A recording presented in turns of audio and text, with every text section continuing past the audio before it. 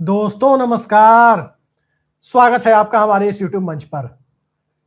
दोस्तों, एक ऐसे वक्त में जब भारत में लोकतंत्र के महापर्व यानी चुनाव को संपन्न कराने वाली संस्था के ऊपर सवाल हो, संस्था के प्रमुख को पद से हटाने के लिए भारत की संवैधानिक व्यवस्था के तहत संसद के दोनों सदनों में नोटिस दिया गया हो, ठीक उसी दौर में 5 राज्यों के विधानसभा चुनाव के कार्यक्रम का ऐलान उसी व्यक्ति के द्वारा किया जाए जिस व्यक्ति के खिलाफ नोटिस दिया गया है, तो भला ये चुनाव कैसे संपन्न होगा? इसके स्वतंत्र और निष्पक्ष होने की कितनी गारंटी होगी?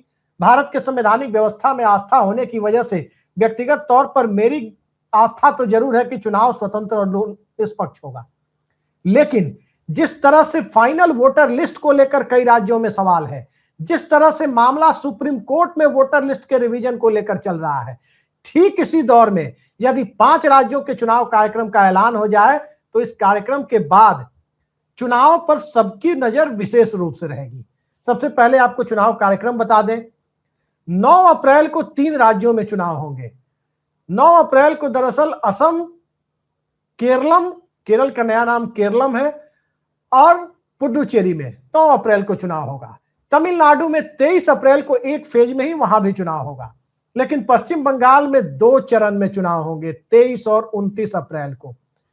4 मई को मतगणना होगी। अब 4 मई को मतगणना होगी तो क्या ममता बनर्जी वापस आएंगी? क्या हेमंता की गद्दी बचेगी? क्या स्टालिन अपनी चौधराहट को अगली 5 सालों के लिए कायम रखेंगे? और एलडीएफ बनाम यूडीएफ जिस राज्य में होता है यानी केरलम में, उस केरलम में भारतीय जनता पार्टी अपने लिए कितना स्पेस बना पाएगी? ये सारे सवाल अब जनता की अदालत में जाने वाले हैं। लेकिन जो सवाल हम सब की अदालत में यानी मीडिया की, लोकतंत्र के चौथे स्तंभ की अदालत में है, वो यही है कि इस चुनाव के ऊपर लोगों का भरोसा कितना है। और मौजूदा माहौल में बिना फाइनल वोटर लिस्ट के यानी अब भी नाम जोड़ने की प्रक्रिया चल रही हो, इसके साथ साथ जुडिशियल अफसर, न्यायपालिका के अधिकारियों को जोड़ा गया हो, एक एक राज्य में 60 लाख से ज्यादा वोटर्स के नाम अभी भी तय नहीं हुए हो कि वो वोट डाल पाएंगे या नहीं डाल पाएंगे, क्योंकि जिस तरह के डॉक्यूमेंट्स की परिभाषाएं दी गई है वो डॉक्यूमेंट्स आमतौर पर लोगों के पास है नहीं, तो क्या होगा उनके मताधिकार का? इन तमाम सवालों पर जिस तरह से एक बेहद गंभीर सवाल लोकतांत्रिक व्यवस्था के दायरे में उठ रहे हैं, क्या वो दायरा अब नए तरीके के पुनरीक्षण की परिस्थितियों को पैदा कर रहा है? इन तमाम सवालों पर चर्चा के लिए अब हम सीधे चलते हैं। हमारे पास एक विशिष्ट पैनल है, हम सीधे उन्हीं के पास चलते हैं। हमारे साथ जुड़े हुए हैं कोलकाता से वरिष्ठ पत्रकार और पश्चिम बंगाल की सियासत की नस नस को समझने वाले प्रसून आचार्य जी। हमारे साथ कोलकाता का दौरा कर लौटे हैं, हाल ही में पश्चिम बंगाल की चुनावी फिजा को भांपने गए थे, सरोज सिंह जी। और हमारे साथ मौजूद है जाने माने पत्रकार और जिनका परिचय देना मुझे लगता है कि कई बार परिचय में ही मैं कमी छोड़ देता हूं, क्योंकि इनके परिचय के साथ अब मैंने सोचा है कि अब आगे कोई परिचय ही नहीं जोड़ेंगे, क्योंकि जब परिचय देता हूं एक आध और अल्मा मीटर में कुछ चीजें जुड़ती हुई दिखाई देती है।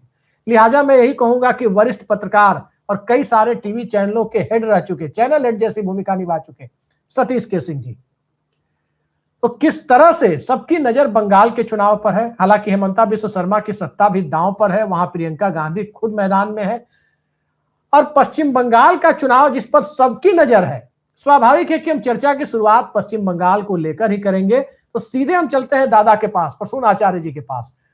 दादा, सीधे हमारे दर्शकों को बताइए कि इस माहौल में कौन सा वोटर जिसका नाम कटा हुआ है और अभी भी उसका नाम नहीं जुड़ा है, और जिस प्रकार से 5-6 चरणों में जिस राज्य में चुनाव होते थे वहां 2 फेज में चुनाव हो रहा है, और 2 फेज में चुनाव कराने के बाद जो नतीजे आएंगे, क्या उन नतीजों पर लोगों को एतबार होगा? क्या स्थिति है वहां वोटर्स के बीच में? अनम्यूट कीजिए दादा। दादा आप म्यूट हैं। 2 फेज में चुनाव है, इसके लिए कोई ऐतराज किसी का है नहीं। 2 फेज में होगा तो उसमें कुछ दिक्कत नहीं है, लेकिन दिक्कत यही है जैसा पहले जो ड्राफ्ट लिस्ट बनाया था, ड्राफ्ट लिस्ट में 58 लाख लोगों का नाम काट गया। तभी पता चला, सुप्रीम कोर्ट बोला है ये ड्राफ्ट लिस्ट हर जगह हाथ बूथ पर आपको देना चाहिए, और जैसा बूथ पे दिया गया उसमें बहुत सारे लोग देखा है जो जिंदा है, जो वोटर था 2002 में भी वोटर था, उसका नाम गायब हो चुका है। इसके लिए सिर्फ ममता बनर्जी या तृणमूल कांग्रेस नहीं, सीपीएम और कांग्रेस दोनों सवाल उठाया था। इसका बाद कहा गया जिसका नाम काट दिया वो फॉर्म 6 भरा के आपका नाम डाल सकते हो। लेकिन 58 लाख जो अगर डेड हो और उसका दूसरा जगह चला गया हो, डुप्लीकेट नाम हो, उसका नाम काट गया, इसके लिए बहुत बहस हुआ नहीं। लेकिन अचानक जब सब लोग मोटा मोटी तैयार मान के चल रहा है और जब बीजेपी एक चीज देखा है जहां उसका हार निश्चित है, जो जिस डिस्ट्रिक्ट में खास तरीके से मुसलमान आबादी बहुल क्षेत्रों जो है, 3 डिस्ट्रिक्ट है वेस्ट बंगाल में जहां मुसलमान आबादी ज्यादा है। एक मालदा, उसमें 55 से 57% मुसलमान है। एक मुर्शिदाबाद, लास्ट सेंसस का अनुपात 67, इट मे बी 69%, और एक प्राय लगभग 55% से ऊपर है और नॉर्थ दिनाजपुर। इस 3 जगह छोड़ करके साउथ बंगाल में बसीरहाट, हावड़ा का कुछ इलाका और बीरभूम, कवि गुरु रविंद्रनाथ का जो जिला है वहां भी काफी मुसलमान लोग हैं। उसमें ज्यादा मुसलमान लोगों का नाम नहीं बात गया। उन लोग का एक्चुअली जो डॉक्यूमेंट सबमिट किया था उसमें पूरा 2%, 1.5% नाम माइनस हुआ। तो इसके बाद बीजेपी का पता चल गया जे गजब ढंग से हो रहा है। सब मुसलमान लोग और खास तरीका से कुछ मुतवा लोग का नाम बात गया, लेकिन बाकी लोग का तो नाम आ ही गया है। सब लोग खुश थे। अचानक कहां से एक लॉजिकल डिस्क्रिपेंसी का ऐप ये लोग लेके आया और अचानक एक दिन सुबह बढ़ते बढ़ते देख चुका है लोग 1,45,00,000 मान के चले 1.5 करोड़ लोगों का लॉजिकल डिस्क्रिपेंसी में ये लोग नाम धकेल दिया और सबको बोला तुम्हारा डॉक्यूमेंट चाहिए, तुम्हारा डॉक्यूमेंट चाहिए। किसको बोला? अभी पश्चिम बंगाल का जो चीफ सेक्रेटरी है नंदिनी चक्रवर्ती, वो भी इसमें है। अभी शशि पंजा, आप जिस राज्य में चुनाव होने जा रहा है, जो पूरी प्रशासनिक मशीनरी का मुखिया है, जो ज्ञानेश कुमार के अधीन सारे आदेश को लेगा, अभी चीफ सेक्रेटरी, अरे वो भी अभी पता नहीं है वो अभी भी लॉजिकल डिस्क्रिपेंसी नहीं, वो एडजुडिकेशन में है। अभी शशि पंजा जो इलेक्शन कमीशन में रेगुलर जाते हैं, कल जिसके घर में भाजपा लोग हंगामा किया था और ममता बनर्जी का बाद 2nd रैंकिंग महिला कैबिनेट मिनिस्टर है, बहुत सीनियर है। शशि पंजा का साथ आज सुबह मेरा बात हुआ, बोला मेरा नाम भी डिस्प्यूटेड है। कई मंत्री, कई एमएलए, बीएलओ, बीडीओ से लेकर के एक चुनाव election officer, CEO West Bengal का, उसका नाम भी लॉजिकल डिस्क्रिपेंसी में है। तो सब मिलकर के 1,40,00,000 से 50,00,000 देश 1.5 करोड़ लोगों का कहां से ये लोग ऐप लेके आया। हमको तो पता चला जो ऐप एक्चुअली गवर्न हो रहा था, कमांड दे रहा था दिल्ली से एनआईसी ऑफिसर सीमा खन्ना वाला, और डेली लोगों का नाम एक का बाद एक लोग को बोला इसको सबूत मांगो, तुम यू आर नॉट सिटीजन। तो लोग लाइन में खड़ा हुआ और सब कुछ जमा किया, लेकिन उसमें जमीन का कागजात 2002 में इस सब का नाम था और प्रोजिनी मैपिंग हुआ है, सबका मैपिंग हुआ है। गणेश कुमार क्या कहा था, जिसका नाम 2002 में है कि आपका पिता माता जिसका वोटर लिस्ट में नाम था 2002 में, उसका कई दिक्कत नहीं है। लेकिन सब लोग जिसका नाम 2002 में था, इवन पीपल जो 77 में भी वोट किया, 1990 में भी वोट किया, 2000 में भी वोट किया, सब लोग को लाइन पे कतार पे खड़ा हो गया। और बंगाल में इस लेके बीएलओ लोग इतना परेशान थे, चूंकि बीएलओ लोग घर घर जाके उसको नाम लिया, उसको जो एनुमरेशन फॉर्म भराया, और बीएलओ लोग का इलेक्शन कमीशन वाला तुम्हारा नौकरी चल जाएगा, तुमको शोकस किया। 10 बीएलओ हैज सुसाइड किया है, 10 बीएलओ हैज बीन सुसाइड, महिला बीएलओ है, पुरुष बीएलओ है, और मरने का टाइम वो लोग नोट दिया है, सुसाइडल नोट दिया है, due to this reason we are going to finish ourselves. और करीबन 150 लोगों का मौत सिर्फ लॉजिकल डिस्क्रिपेंसी वाला हियरिंग का, एसआईआर हियरिंग का कतार में हुआ है। 150, आप सोच नहीं सकते हो जी दादा, बहुत गंभीर बात आप कह रहे हैं। अभी मैं आपके पास आ रहा हूं। सरोज जी कलकत्ता से घूम कर आ रहे हैं, पश्चिम बंगाल के कई इलाकों को देखे। सरोज जी, क्या देखा आपने? और आज जिस प्रकार से चुनाव आयोग ने चुनाव कार्यक्रम का ऐलान किया, बिहार में भी आपने देखा 14 अक्टूबर को बिहार में काउंटिंग हुई। 14 अक्टूबर शायद कितना 6 या 7 अक्टूबर को शायद चुनाव का अनाउंसमेंट हुआ था, यानी काउंटिंग से महज 38 दिन पहले। दूसरी चीज ये देखी जा रही है कि संसद में जब प्रस्ताव चला गया तो पश्चिम बंगाल में तो 4 मई को काउंटिंग है आज पांचों राज्यों में, और आज कितनी तारीख है? आज जो तारीख है वो 15 मार्च है, 31 का महीना है। 50 दिन कहां 37-38 दिन पहले काउंटिंग से चुनाव का ऐलान, और कहां 50 दिन पहले चुनाव का ऐलान। क्या संसद में जो कुछ भी हुआ है उस वजह से ये तो नहीं हुआ है? क्या देखा है आपने, पहले ये बताइए, फिर इस पर आइए। देखिए अभिषेक जी, पश्चिम बंगाल के कुछ जिलों में मैं गया, कलकत्ता में भी था, बाकी जिलों में भी गया, आसपास के जिलों में। एक ओवरऑल जो आप कहते हैं कि एंटी इनकम्बेंसी, जो बिहार वाली फैक्टर था कि एंटी इनकम्बेंसी है या नहीं है, तो सेम चीजें हमने महसूस किया कि उस तरह की कोई एंटी इनकम्बेंसी ममता बनर्जी के खिलाफ वहां नहीं है आज के उस जब मैं वहां महसूस किया। मैं दूसरी सबसे बड़ी बात, नया विकल्प क्या हो सकता है, लोग नया खोज रहे हैं। कहीं लोग ये तो नहीं समझ रहे हैं कि अब बदल देना चाहिए, विकास हो जाएगा। तो मोटे तौर पर जो मैंने वहां समझा अभिषेक जी अपने 5-7 दिन के प्रवास में, वो नटशेल में यही है कि लोगों का ये कहना है कि आप ठीक कह रहे हैं, विकास जितना चाहिए था, लोगों को उम्मीद थी कि विकास हो जाए, वो विकास भले ना हुआ हो, लेकिन हम लोग यहाँ अमन चैन शांति से हैं, ये हमारी पहली प्राथमिकता है। खासकर जब आप मुस्लिम डोमिनेट इलाके में हम गए या फिर वैसे बंगाली समुदायों के बीच में गए, देखिए वहां बंगाली नन बंगाली का भी बहुत सारा इशू चलता है, तो बहुत सारे हिंदू वोटरों में भी बहुत सारे ऐसे लोग थे जो ये कह रहे थे कि शांति से रहने दीजिए, कहां हम लोग बदलाव में जाएंगे। तो जिस एंटी इनकम्बेंसी की मैं बात कर रहा था कि वो एंटी इनकम्बेंसी जिस तरह से बिहार में नहीं दिख रही थी नीतीश कुमार के खिलाफ, उसी तरह की एंटी इनकम्बेंसी कोई ममता बनर्जी के खिलाफ दिखती हुई नजर नहीं आ रही। लोग बहुत ज्यादा बदलाव के मूड में भी नहीं दिख रहे। हाँ, ये जरूर है कि भाजपा ने पिछले चुनाव की तुलना में इस बार अपनी ताकत और बढ़ा दी। संगठन के स्तर पर भी बड़े कई वहां हमारे कई नेताओं से बात हुई, दूसरे राज्यों के लोग वहां पर थे। क्यों भाई? तो पार्टी के तरफ से हमको काम मिला है, हमको इस सेगमेंट का काम मिला है, हमको इस सेक्टर में रहना है, हमको उस इलाके में रहना है। तो उनसे चलते फिरते ऐसे कई नेताओं से हो गई, किसी दूसरे जिले में किनकी ड्यूटी है। मतलब संगठन के तौर पर भाजपा को जो काम करना है, दूसरे राज्यों को लोगों को कहाँ लगाना है, किस विधानसभा क्षेत्र में लगाना है, वो काम बहुत तेजी से वहां हुआ है और सब लोग अपना अपना काम कर रहे हैं, जनसंपर्क का भी काम कर रहे हैं, तमाम चीजें। लेकिन मूल बात अभिषेक जी इन सब के बीच में है कि क्या पश्चिम बंगाल की जनता बदलाव के मूड में है?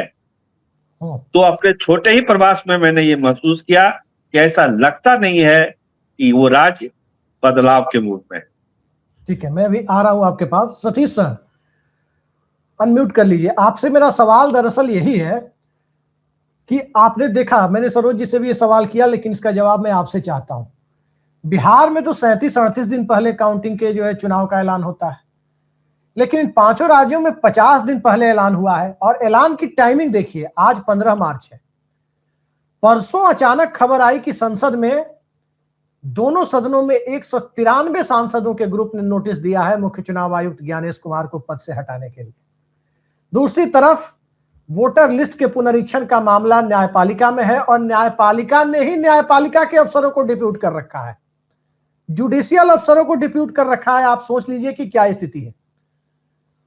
तो मेरा सवाल यह है कि एक तरफ जो संस्था का प्रमुख सवालों के घेरे में हो, वहां चुनाव घोषित करने के लिए वो इस हद तक जाने के लिए तैयार है कि वो 50 दिन पहले चुनाव कार्यक्रम की घोषणा कर रहा है काउंटिंग से, जबकि बिहार में प्रोसेस फॉलो नहीं हुआ 50 दिन वाला।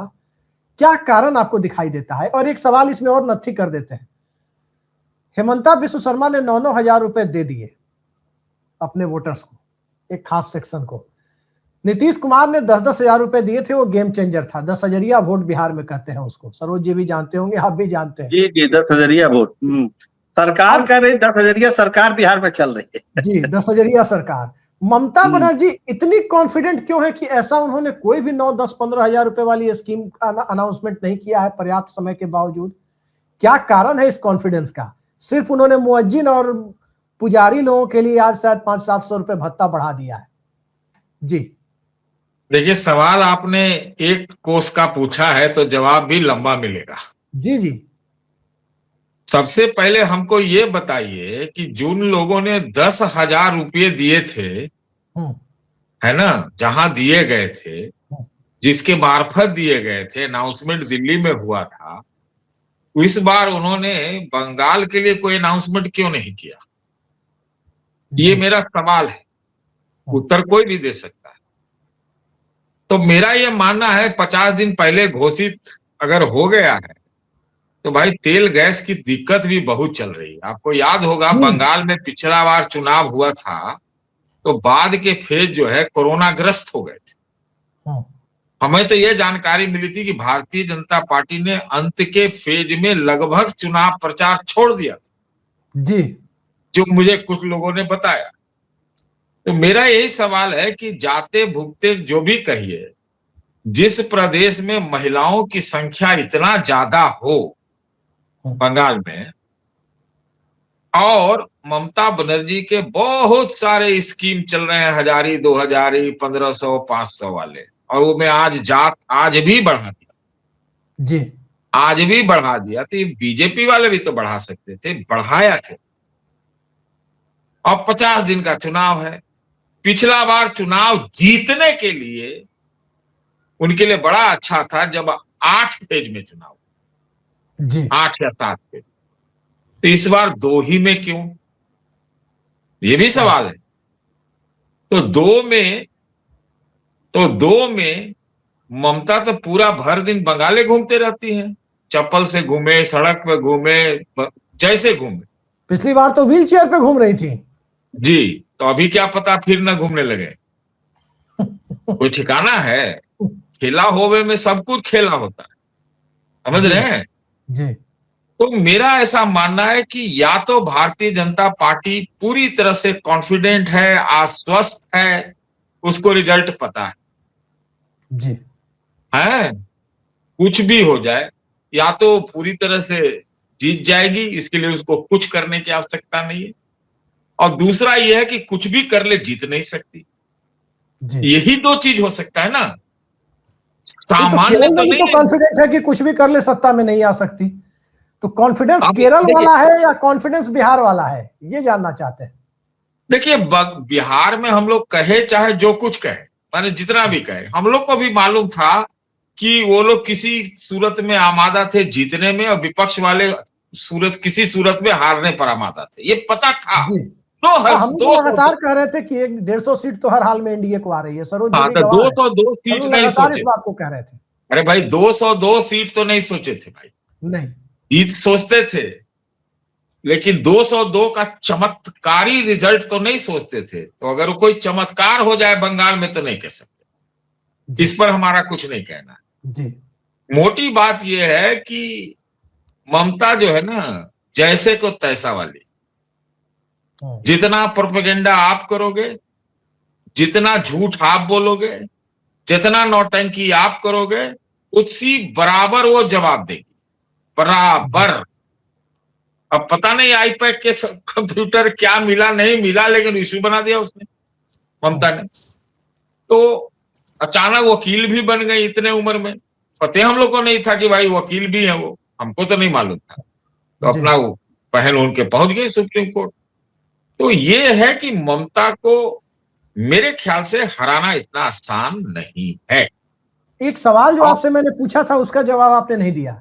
क्या कि ये चुनाव आनंद फानंद में जो आज अनाउंस किया गया है 50 दिनों पहले काउंटिंग से, ये हमें समझ में नहीं आ रहा है कि क्या ये पार्लियामेंट में पद से हटाने का नोटिस है उस किरकिरी से बचने के लिए कि अब तो इसमें कूद जाओ, नहीं तो होगा कि ये व्यक्ति कैसे कराएगा, ये प्रोसेस आगे बढ़ेगी। इस वजह से तो नहीं अगर आज सुनिए अभिषेक जी, आज के आप ये कॉमर्शियल राजनीति में ये सब सोचते हैं कि ये लोग सोच पा रहे होंगे, इस ढंग से कर रहे हो, तो एकदम आप गलत सोच। वहां तो ये सोच होगी, अगर होगी तो ये बोलना ठीक नहीं है कि जब ये क्या कहते हैं इम्पीचमेंट का मोशने ला रहे हैं तो जो करना है कर डालो, और क्या फर्क पड़ता है। इतना हल्ला हंगामा हुआ। नहीं, हम इसलिए पूछ रहे हैं सर, नहीं हम इसलिए पूछ रहे हैं, ओम बिरला के खिलाफ जब नोटिस आया, ओम बिरला ने इतनी नैतिकता का पालन किया कि जब तक इस नोटिस पर सुनवाई पूरी नहीं हो जाती हम सदन में अध्यक्ष के तौर पर नहीं बैठेंगे। पूरे देश ने सुना। ज्ञानेश कुमार से इस तरह की नैतिकता की उम्मीद आप करते हैं? अरे भाई, आपको दिखाना तो पड़ेगा ना कि सब कुछ सामान्य चल रहा है। बिरला वाले में मामला यह था कि उन्होंने वो एक हाई मोरल ग्राउंड लेने का प्रयास करे। इसी प्रकार से चुनाव आयोग भी चाहेगा कि बिजनेस एज यूजुअल का एक प्रेजेंटेशन दिया, हाई इमोरल ग्राउंड ले ले, ठीक उल्टा। ओम अरे दिखाने के लिए तो ओम बिरला जी ने ये करेंगे या नहीं करेंगे। आते ही जैसे ही उनका खिलाफ प्रस्ताव गिरा, अगले दिन आके आसन पे बैठ गए, और जैसे ही एक शब्द बोला गया तुरंत फिर राहुल गांधी को बिठा दिया। आप समझ लो बात को जी। तो आप सीधे सीधे समझा करो राजनीति को। ये राजनीति नहीं है, ये कुर्सी की नीति है जी। इन किन प्रकारे वो सब सुचिता आइडियोलॉजी ये सब सिर्फ बोलने के लिए और आपके बोलने के लिए चौथे खंबे के रूप में। जी।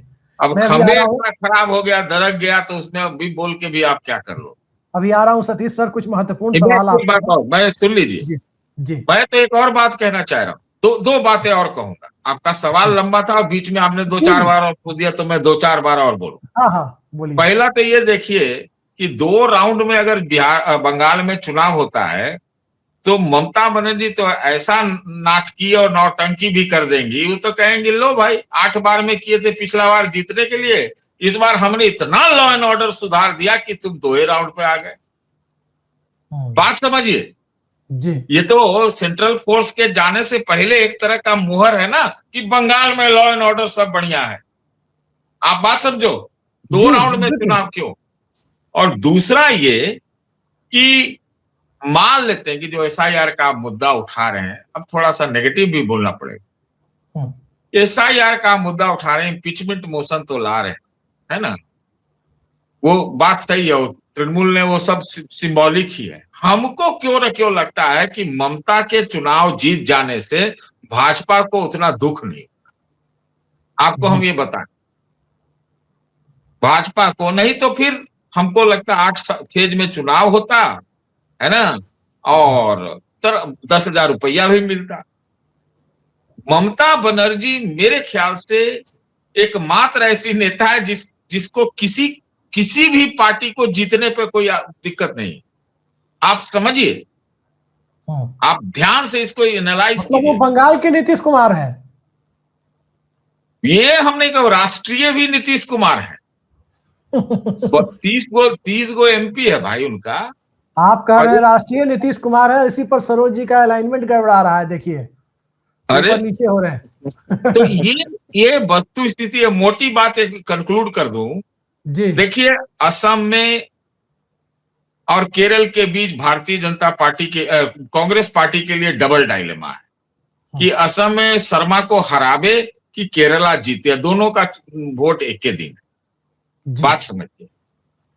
और अमित शाह असम में चुनाव प्रचार में अभी से लग गए, तो आप समझिए असम को उन्होंने सेंट्रल फोकस बनाया है। और जहां जहां एक दिन में चुनाव हो रहा है उससे साफ साफ जाहिर हो रहा है कि यहां पर भारतीय जनता पार्टी का ज्यादा कोई स्टेक नहीं है। ये आप देखिए। तो मैं ऐसा समझ रहा हूं कि कांग्रेस की डबल डायलेमा है। बंगाल को लेकर के सुना है, आज कोई चर्चा कर रहा था टीवी चैनल में कि कांग्रेस और तृणमूल कांग्रेस में एक आपस में सहमति भी हो सकती है। मतलब कि अगर ये सहमति हुई तो बीजेपी बहुत तगड़ा चुनाव लड़े, और अगर नहीं हुई तो बीजेपी दिखाएगी कि उस जगह तो पूरा बंगाल में ले ही ली है, दूसरे पोल वाला, दूसरे ध्रुव वाला, उसको ज्यादा दिक्कत नहीं होगी। तो ये मेरा एक बात हमको आपको कहना है।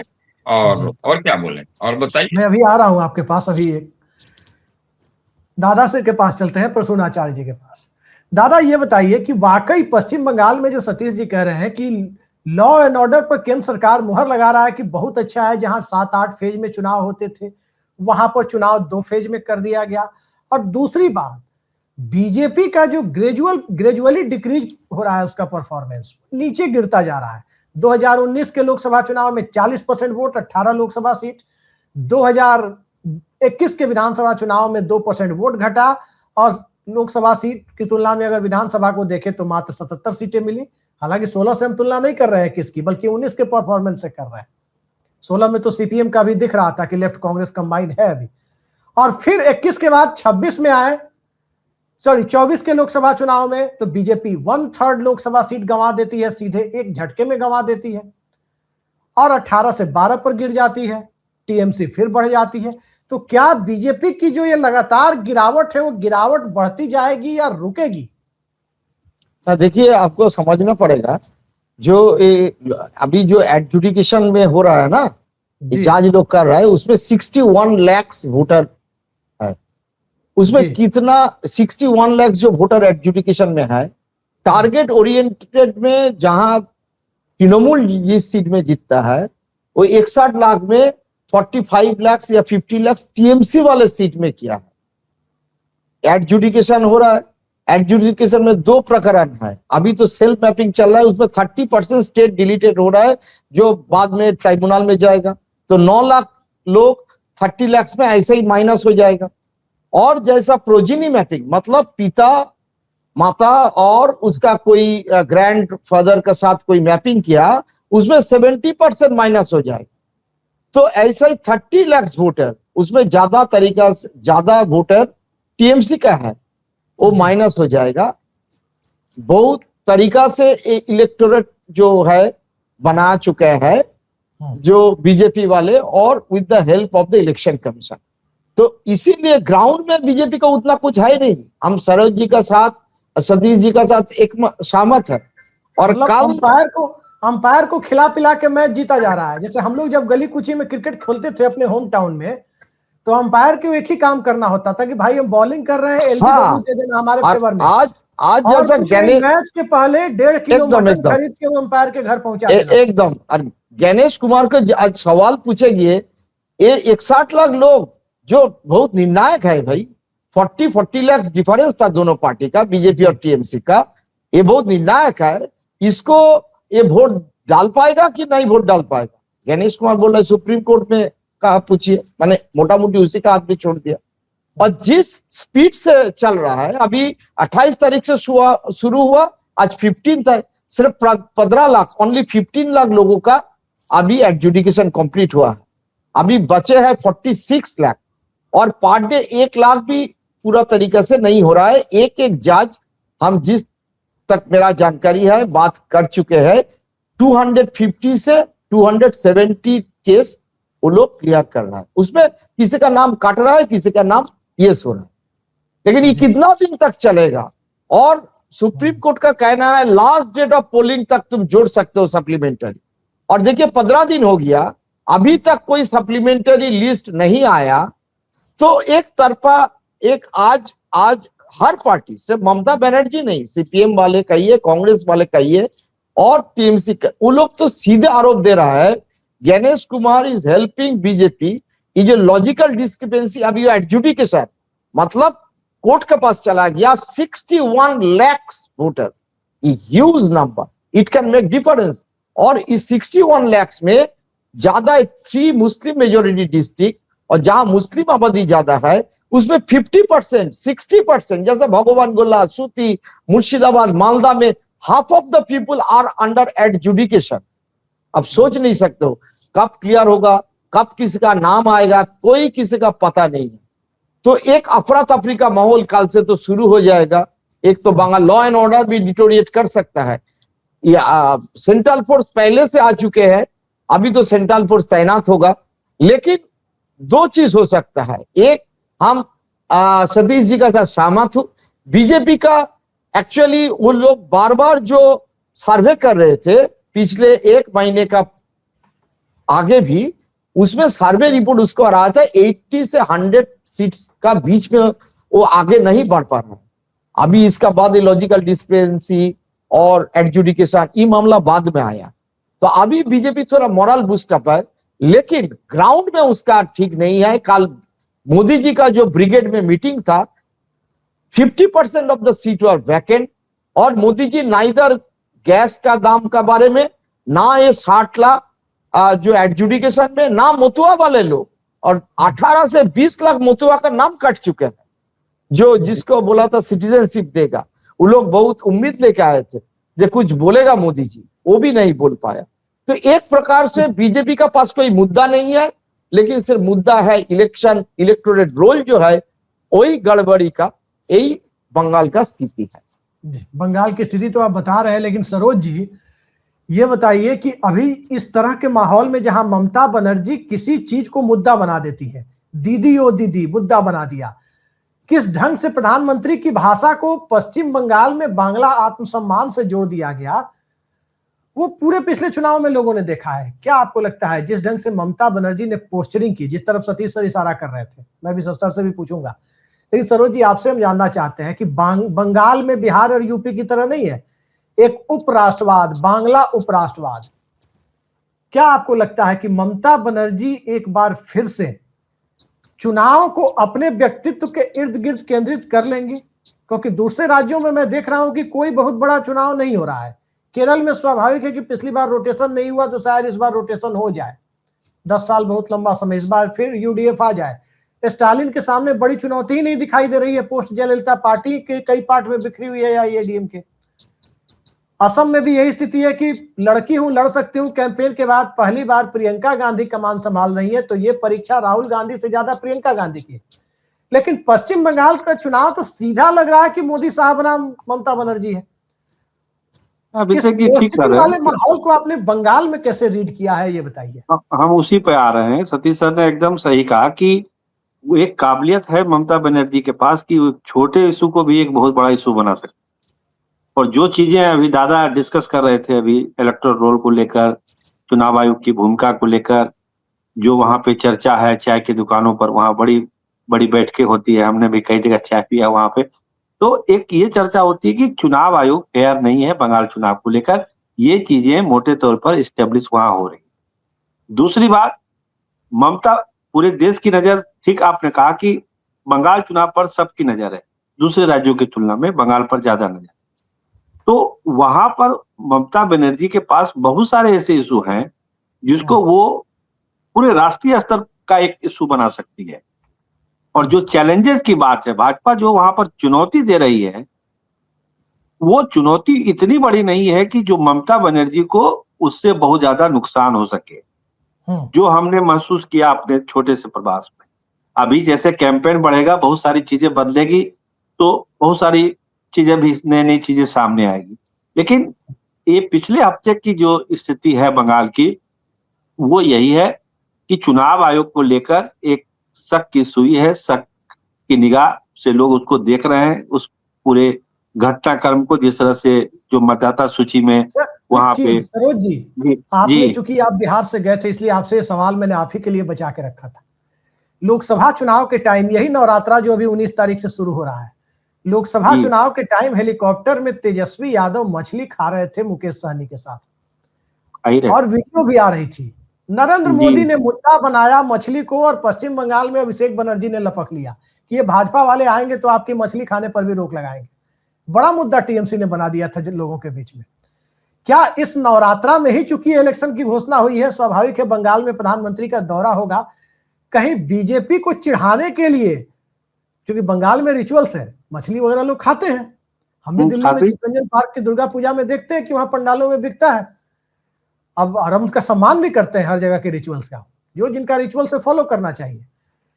क्या ऐसा तो नहीं है कि बीजेपी को चिढ़ाने के लिए और सेंट्रल लीडरशिप को कुछ ना कुछ बुलवाने के लिए जानबूझकर टीएमसी के लोग फिर मछली खाना शुरू कर देना नवरात्रा में कि लो भाई देखो, कुछ बोलो ताकि मुद्दा बने? हमको लगता है अभिषेक जी, अभी सतीश साहब ने उस तरफ हल्का इशारा भी किया था अपनी बातचीत में। हमको लगता है कि बीजेपी एक आत्मघाती गोल करेगी, उसका पूरा फायदा ममता बनर्जी उठाएगी। ममता बनर्जी को कुछ करने की जरूरत नहीं है, उनके कैडर तैयार हैं, उनके लोग तैयार हैं क्या करना है, कंसेप्ट एकदम क्लियर है, कहीं कोई कंफ्यूजन वाली स्थिति उनके ममता बनर्जी के वोटर में नहीं है। जो आत्मघाती गोल बीजेपी करेगी, चाहे वो प्रधानमंत्री का भाषण हो, दौरा हो, अमित शाह का दौरा हो, या और दूसरे नेताओं का दौरा हो, आत्मघाती गोल वो लोग करेंगे और उसका पूरा फायदा ममता बनर्जी को मिलेगा। और जिस तरह से चीजें हैं, जिस तरह से कल रैली हुई थी प्रधानमंत्री की, और जिस तरह से कुर्सियां खाली थी, इसका मतलब भी समझने की जरूरत है। और उसकी तैयारी, मैं तो था कलकत्ता में, लंबे समय से उसकी तैयारी चल रही थी उस रैली के लिए, पंडाल से लेकर तमाम चीज, लोगों का कैंपेन करना। लेकिन इसके बावजूद भी वो मैदान अगर नहीं भर पाया है तो एक हल्का इशारा जनादेश की तरफ है कि बंगाल का चुनाव किधर जा रहा है। और हमको लगता है कि भाजपा ही ममता बनर्जी को जिता के दोबारा ले आएगी। अभिषेक एक मिनट अभिषेक, एक मिनट, हम इसी के संदर्भ में जोड़ना चाहते हूं। थोड़ा दिन पहले गीता पाठ का कार्यक्रम हुआ था, कई सेंट्रल मिनिस्टर आए थे ब्रिगेड में, एक चिकन पैटीज वाला चिकन बिक रहा था, उसको पीट करके भगाया, FIR किया। कल ब्रिगेड रैली जो हुआ था वह चिकन चावल और अंडा करी और मछली का भरपूर कार्यक्रम था। सिर्फ यही नहीं, आज पूरा ब्रिगेड मैदान में इतना दारू का बोतल मिला है और फोटो सब वायरल हो रहा है, भाजपा का झंडा का साथ दारू का बोतल। आप सोच नहीं सकते हो, सही से CPM वाले पहले पोस्टिंग किया, तृणमूल वाले नहीं, सुबह से। सही कह रहे हैं आप। इस पर तो नीतीश कुमार देख के भड़क जाएंगे, क्या पता इस्तीफा देने से मना कर दे, दारू वाली पार्टी को ना देंगे मुख्यमंत्री पद। खैर, ये मूवी से अंतर है। सतीश सर के पास में आ रहा हूं। सतीश सर, आखिरी सवाल हम आपसे लेना चाहते हैं। बंगाल के मिजाज को पूरा देश जानता है और हम सब में चूंकि पत्रकारिता का अनुभव आपका और दादा का सबसे लंबा है, तो ये सवाल मैंने आपके लिए रखा था कि बंगाल के मिजाज से लॉर्ड कर्जन और लॉर्ड लिटन पार नहीं पा पाए, राजधानी उठाकर दिल्ली लानी पड़ी, बंगाल के विभाजन की हद तक ब्रिटिश एडमिनिस्ट्रेशन को जाना पड़ा, और उसके बाद के दौर में भी बंगाली मिजाज को देखें तो राष्ट्रपिता महात्मा गांधी भले ही पहचान चंपारण और अफ्रीका से मिली हो, मूल रूप से आज के गुजरात के थे। त्रिपुरी अधिवेशन में एक बंगाली के हाथों ही उन्हें हार का सामना करना पड़ा था, मतलब एक उनके कैंडिडेट को हार का सामना करना पड़ा था। और तब महात्मा गांधी ने कहा था कि पट्टाभी सीतारमैया की हार मेरी हार है। लेकिन दर्शकों के सामने मैं स्पष्ट कर दूं कि मोदी साहब की तुलना में राष्ट्रपिता महात्मा गांधी से नहीं कर सकता, कर भी नहीं रहा हूं। ये मेरे व्यक्तित्व से ऊपर का सवाल है, मैं नहीं कर सकता। शायद मोदी जी और अमित शाह महात्मा गांधी से भी महान लोग हैं, इसलिए भी नहीं कर सकता। ये बताइए सर कि बंगाल को जीतने के लिए एक कपिल शर्मा शो में भी कुछ दिन पहले बड़ा वायरल हुआ था, वीरेंद्र सहवाग और कपिल शर्मा बैठे हुए थे वहां। कपिल शर्मा ने कहा कि बंगाल पहले भी, सौरव गांगुली के बारे में बातें हो रही थी कि बंगाल पहले भी कईयों के हाथ, बहुतों के हाथ नहीं आ रहा, आज भी नहीं आ रहा। क्या लगता है बंगाल को हड़पने की जो कोशिश बताई जा रही है गुजरात लॉबी की, वो इस बार कामयाब हो जाएगी, आपको लगता है? देखिए, मैंने मोटा मोटी जवाब आपको पहले ही दे दिया। दो तरह से जवाब दिया। एक तो कि भारतीय जनता पार्टी की इतनी अभी तक कुव्वत नहीं हुई कि तो चाह के भी एकदम अपने से फतह कर ले। चमत्कार को छोड़ दीजिए, चमत्कार में तो कुछ भी होता है। और दूसरा मैंने ये कहा कि इनका जो लिंगुआ फ्रैंका है ना, मिजाज जी, ये हिंदी में बोलोगे तो ये दादा जो हमारे साथ बैठे हुए कुछ समझेंगे, ये सामने जो बैठे हुए दादा समझ जाएंगे। दादा अपने पटना में पत्रकारिता की है। समझेंगे नहीं, अगर समझने कहां पर समझ रहे हैं, जब वहां पर बीजेपी वाले जाएंगे तो वहां पर एकदम नहीं समझेंगे। यहां पर आपके वजह से समझ रहे हैं, आप समझ लीजिए। हमने, मेरा अनुभव, इसको सुनिए जरा ध्यान से भाई। बंगाली आम मानव को, बंगाली जेंट्री को, उनको जीतना बड़ा मुश्किल काम है भाई। जो ट्रेन में एक एक सीट के लिए मार कर देता हो, 5 बजे बिजली नहीं आपने बुताया तो पूरा हंगामा काट देगा, बशर्ते एक रहना चाहिए 8-10 आदमी उनके, इतना हाला कर देगा कि आपका फिर दिमाग खराब हो जाएगा। आपको वो लड़ाका कौम है उस तरह से जी। वो किसी को समझता है क्या? वो लुंगी पहन के ही मछली खा के मस्त रहने वाला आदमी। आजकल हिलसा भी गुजरात से सप्लाई हो रही है, तो सप्लाई करके खा लेगा भाई, उस सबको हजम भी कर जाएगा और आपके ऊपर उल्टा डाल भी देगा, ये आप जान लीजिए। हम तो ये कह रहे हैं, हमने सुना है, आई डोंट नो, मगर हमने सुना है दूर से रह के कि ममता बंदोपाध्याय ने अभी ही बी बनाम बी का जो है नारा वहां बुलंद कर दिया है। जी। बंगाली बनाम बारी। तो बी से बीजेपी, बी से बाहरी और बी से बंगाली, ये सुना है हमने कि नारा बुलंद कर दिया। छतरपुर लोगों ने पूछा हमसे, जहां पर चर्चा हो रही थी, उनमें एक आदमी बोला कि अरे वहां तो हिंदी स्पीकिंग बाहर के भी लोग हैं। तो वो कहे, उन लोगों ने कहा वो सब एडॉप्टेड भी हो गए, माने एडॉप्टेड बंगाली, समझे। तो वो बहुत तरह से अपना हिसाब किताब बना के रखी हुई है। हाँ, अरे भाई आप एक बात बताइए ना, 212 सीट थोड़ी चाहिए सरकार बनाने के लिए। 147-48 में काम हो जाएगा ना। तो कितना वोट कटेगा, कितना वोट कटेगा, आप ये समझिए। नहीं, 147-48 में आप कह रहे काम हो जाएगा, तो बिहार में भी बीजेपी अपने बूते तो नहीं घुस रही थी, चोर दरवाजे से घुस रही है। अपने नेता के नाम पर तो चुनाव जीतने की हैसियत ही नहीं थी उसकी, लेकिन देखिए 3 महीने बाद घुस रही है। 147-48 पर तो ऑपरेशन लोटस की गुंजाइश बनी रहेगी। अरे भाई, तो यहाँ कौन नेता है बीजेपी का? अमित शाह थोड़े जाके वहां के मुख्यमंत्री बन जाएंगे। वहां की मुख्यमंत्री, प्रधानमंत्री, महिला सम्राज्ञी, फाइटर, टाइटर, सब कुछ ममता बनर्जी है जी। तो ये लिंगुआ फ्रैंका पकड़ ही नहीं पाए हैं बंगाली मिजाज का। ये दिक्कत है इनके साथ। ये 4-5 बंगाली शुभेंदु अच्छा अधिकारी तो पढ़ा है इनके पास, शुभेंदु अधिकारी है इनके पास, दिलीप घोष है इनके पास, कई सारे ऐसे लोग हैं इनके पास। कितना तो इधर से उधर गए, उधर से इधर आए हैं। मैं तो बार बार कहता हूं कि रिवॉल्विंग डोर है बीजेपी और टीएमसी का, कि कुछ दिन उधर कुछ दिन इधर, डिटर्जेंट कहां लग जाता है पता नहीं चलता है। इसलिए आप समझिए ब्रॉडर पिक्चर। जी। बार बार मैं कह रहा हूं कि ममता दीदी का 29 कितना एमपी है लोकसभा का, वो कोई छोटी बात नहीं है। और अभी 29 है, 29 तक क्या होएगा, कितना हो जा सकता है। ये लोग तो बड़ा सोच रहे थे कि अगर 19 में 18 आ गया तो 24 में हो सकता है कि 32 आ जाए। हो गया 10 से 12, कितना है, 12 है, कितना है, 12 है ना। वो भी इतना करके, तो ममता बनर्जी का उपयोग जो है सबका है भाई। वो तो यूपी में भी मंत्री रहे और वो वाजपेयी जी में भी मंत्री रहे। तो मैं तो बराबर कहता हूं एकमात्र ऐसी नेता है जिसको मुख्यमंत्री बनने से किसी को दिक्कत नहीं है, कोई पार्टी को नहीं। चलिए अब हम एक चीज जोड़ना चाहते हैं, 2 बीजेपी का एमपी शत्रुघ्न सिन्हा और कीर्ति आजाद, दोनों का हजम करके वो टीएमसी बना दिया एमपी। 2 बिहारी बंगाल का एमपी है। अरे सुनो, बाहरी है, अडॉप्टेड बंगाली है। नहीं, और कहा जा रहा है कि बंगाली वोटर्स के मिजाज के डर से, चूंकि बंगाली महिलाओं पर कुछ आपत्तिजनक गाने गाए हैं पवन सिंह ने, राज्यसभा इस डर से नहीं भेजा गया है। ये चर्चा है कि बंगाल में एक सेंटिमेंट उभर सकता है, तो पवन सिंह को अभी रोको, चुनाव के बाद जहां से राज्यसभा सीट खाली होगी देखा जाएगा, या 26-28 में देखा जाएगा। देखिए मोटी बात एक चीज समझिए, ये मैं एक लाइन अंतिम में बोलना चाह रहा हूं। ये समझना चाहिए कि वो सड़क छाप पॉलिटिक्स की भी एकदम जो है क्वीन है। वो कांग्रेस पार्टी नहीं है कि भाजपा जो है मुर्गी समझ के बराबर तोप छोड़ते रहती। वो अगर आप बीजेपी तोप छोड़ती है तो फिर वो मतलब हाइपरसोनिक मिसाइल से जवाब देगी। वो उनमें क्षमता है, वो है उनमें।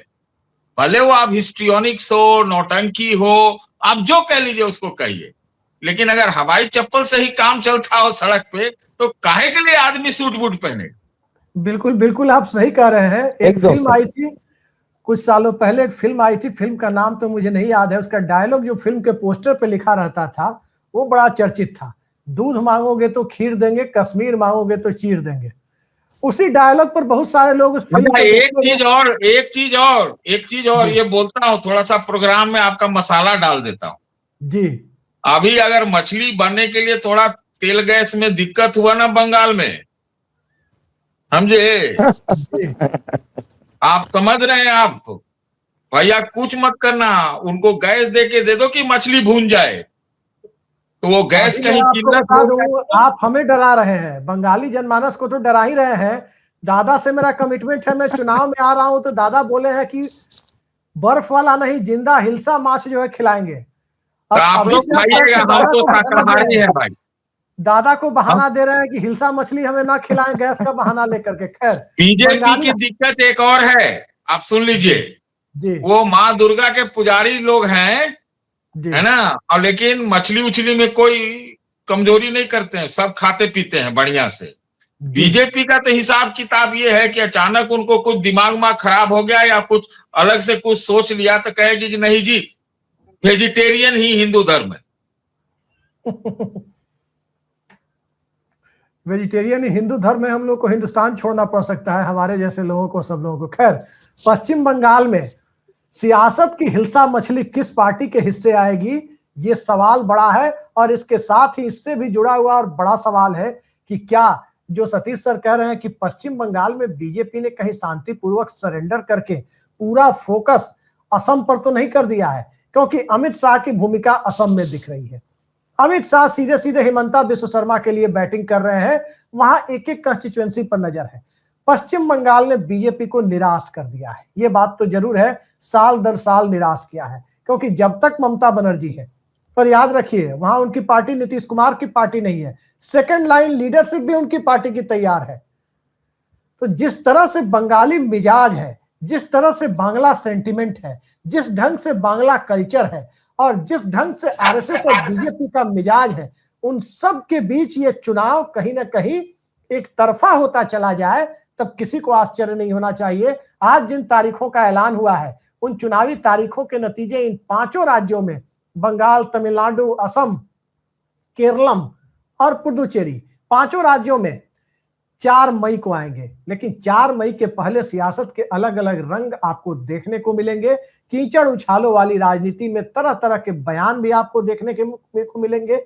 थोड़ा लोकतांत्रिक तरीके से मनोरंजन भी होगा, और इन सब के बीच लोकतंत्र का महापर्व भी संपन्न होगा, खासकर एक ऐसे दौर में जब अंपायर सवालों के घेरे में हो। देखते हैं अंपायर के सवालों के घेरे में रहने के बीच खेल कैसे निष्पक्षता के साथ संपन्न होता है। क्या कोई थर्ड अंपायर नियुक्त किया जाएगा, यह भी देखा जाना है।